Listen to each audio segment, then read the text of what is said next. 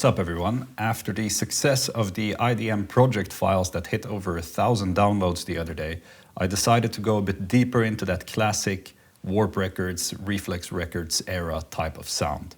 So I built this set with 10 new Ableton presets using nothing but the native devices.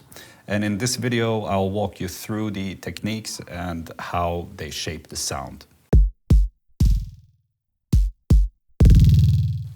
So let's start off with our bass drum. I have a simple pattern playing here. Now listen to what happens as I pull the velocity down on one of them.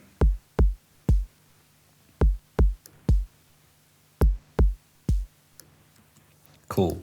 So under the hood, the velocity is routed to both the envelope decay in operator and the erosion that is behind it, the amount. So as the velocity lowers, the actual kick gets longer and more wide noisy. So next we have what I call the glitch machine. This is a 16-note pattern, all with different velocities. I'll turn this down and we'll bring that in. Let's listen to it together with the kick.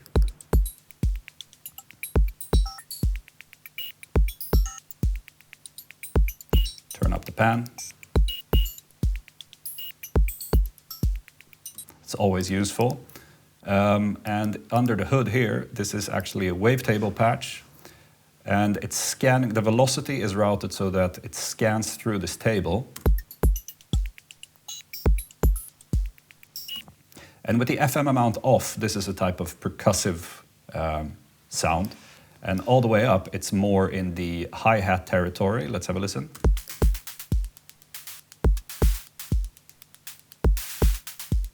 And everything in between.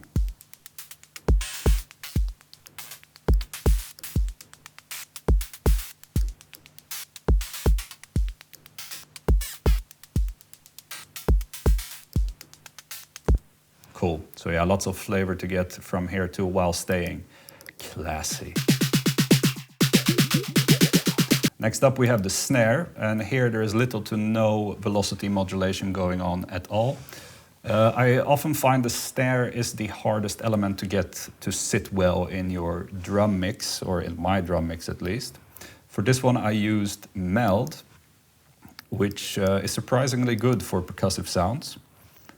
I wanted a consistent and reliable hit. That's why I didn't use any velocity modulation, or very minimal at least. So the snare is kind of something, you know, that you want to be reliable and consistent, especially if you have a lot of movement going on in other elements. The snare kind of brings everything back together. Sometimes it can be the kick, sometimes it's the snare. Let's listen to what it sounds like.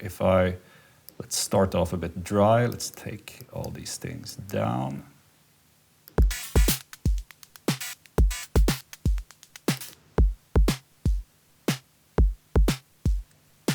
Right, and I will first bring up the tail.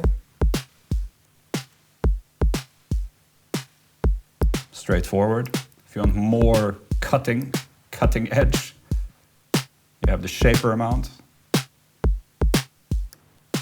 Keep it low for now. Add some delay. Bring these glitch machines back in. Put this one down. Give some feedback to the delay. This last one is a cool one. I'm using roar for the delay here. So one roar is giving the grit in the shaper. This macro is macroed to this roar. The second roar is actually the delay. It's a surprisingly cool delay, this. I really like it the more I use it. And it has this dispersion filter on, so listen to what happens as I move it around.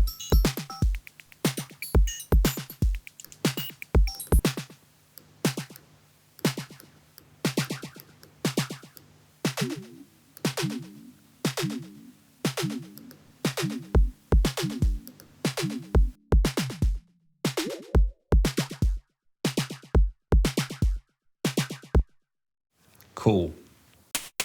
Next up, we have the hat. an open hat, and because it already has hats in here, I just wanted a little bit of a, also a very straightforward hat. This is just an open hat, it doesn't have any macros, it's just there when you need it to be. And an interesting thing about this patch is actually the drum bus. Let's play it first without the drum bus. Solo it. Sounds like a kind of spray can, aerosol spray can, doesn't it? But with the drum bus, that attack is very nice.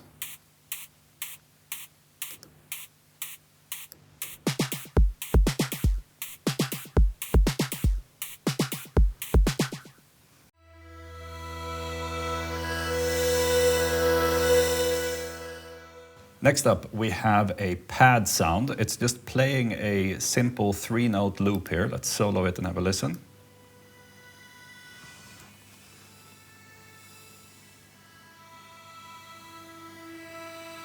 And honestly, I don't use a whole lot of chords in my productions, but of course I like a good polyphonic, fat, rich, or ethereal type of sound. So what I've done here is to add a sub under it, plays an octave below, obviously, and a fifth on top. So let's listen to it while I bring them in.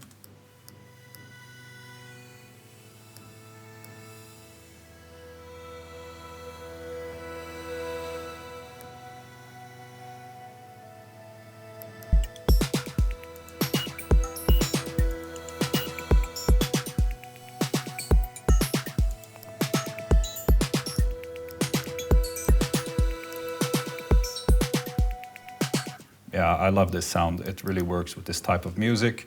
Under the hood, it is a wavetable patch that has some movement going on here, a bit of unison, 2 filters that move slightly, just to create that movement. Another oscillator, both from the collection bank here. And yeah, what's cool, it doesn't have a reverb even, and it still sounds, it has this ethereal quality. I really like that. Next up there is the bass, and I don't think you can do this style really without a thumping FM bass. So I have this one going on here. This is what it sounds like.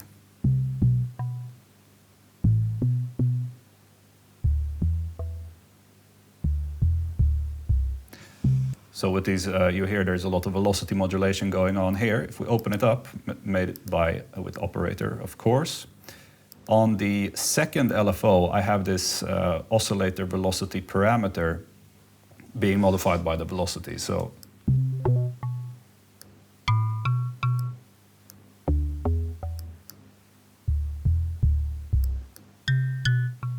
let's hit random a few times and play this patch back in context.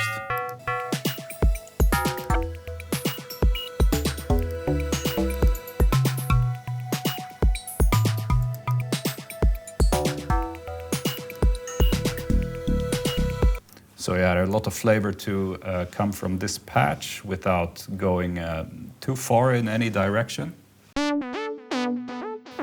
Next we have the lead, and this is a polymetric patch, not the patch itself, but I made it an odd step length, so it provides some polymeter to this demo track.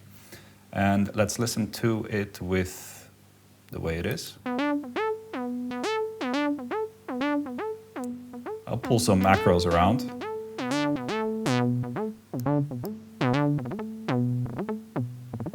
Looping filter envelope. By the way, this is made with analog.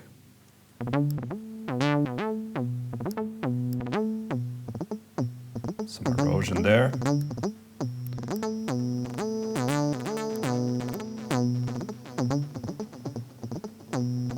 This one is cool. This is the reverb feedback inside of Echo.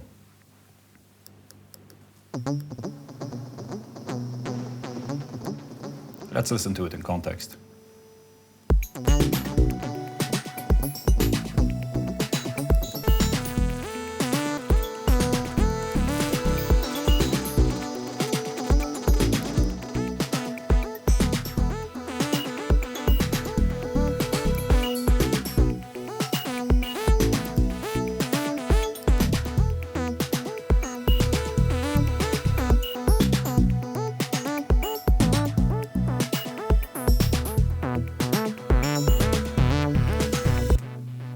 Sorry, getting carried away there. Lastly, we have the drum hits that we went over earlier, but now they're in a drum rack here, and they're all being fed through a roar patch that I made, which is meant to mangle the drum kit. And lastly, they have this reverb on them. And also, I placed these notes out on the drum rack to correspond to the rhythmic steps device. So let's listen to that in solo, turning roar off and bringing it in as we listen.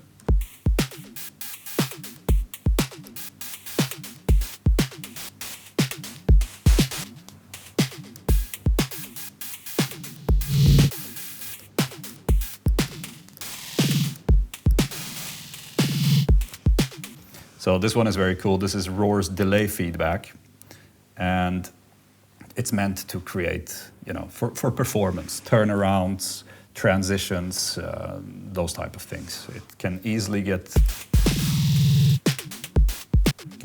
pretty wild. Lastly, there's this reverb, which is not at all supposed to be a realistic reverb. It's more of a characterful, addition, a nod to those old Alesis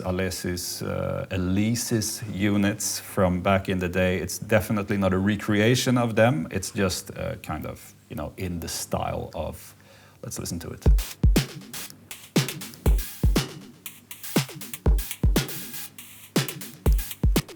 Just some characterful addition to the whole kit. So let's turn off the first 4 tracks and listen to this together with our melodic clips.